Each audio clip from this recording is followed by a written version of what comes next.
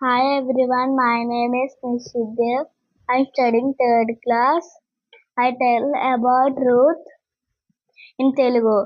Israel దేశంలో యోధా బెత్లెహేము అనే పట్టణంలో ఎలీమెలెకు అనే వ్యక్తి తన భార్య అయిన నయోమి మరియు ఇద్దరు కుమారులతో నివసిస్తూచుండెను.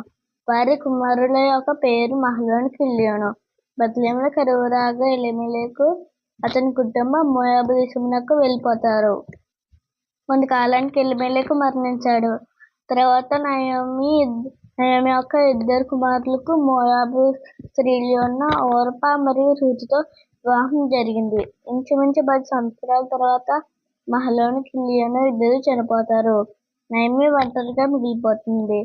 ఆమె బెత్లెహేముకు తిరిగి వెళ్ళాలని నిర్ణయించుకుంటుంది. నయోమి ఇద్దరు కోడళ్లను వాళ్ళ పుట్టింటికి వెళ్ళి సంతోషంగా ఉండమని చెప్తుంది. ఓర్పా తన పుట్టింటికి వెళ్ళిపోతుంది. కానీ రూతు మాత్రం ఆమెతో, నీవు వెళ్ళే చోటికే నేను వచ్చేదను, నీ జనమే నా జనము, నీ దేవుడే నా దేవుడు అని తన అత్తతో కూడా బెత్లెహేముకు బయలుదేరుతుంది.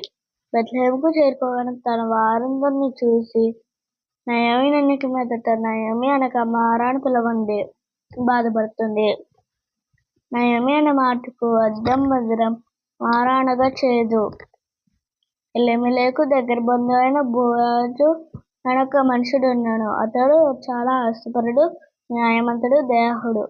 అతని పొలంలో రూతు పనిచేయుచుండగా బోయజు రూతు గురించి తెలుసుకుని తన పరిస్థితికి జాలిపడి ప్రతిరోజు ఆహారమునకు ఇబ్బంది కలగకుండా తన పొలంలో పనిచేసుకోమన్నాడు.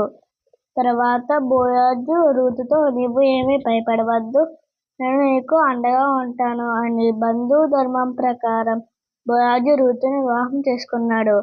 కొంతకాలానికి రూతుకు కుమారుడు పుట్టాడు. వాని పేరు ఓబేదు. ఓబేదు కుమారుడు యెష్షయి. యెష్షయి కుమారుడు దావీదు. దావీదు వంశంలోనే మన ప్రభువు రక్షకుడైన యేసుక్రీస్తు జన్మించాడు. రూతు పుస్తకం ప్రేమ, న్యాయం మరియు విశ్వాసానికి అద్భుతమైన ఉదాహరణ. Thank you.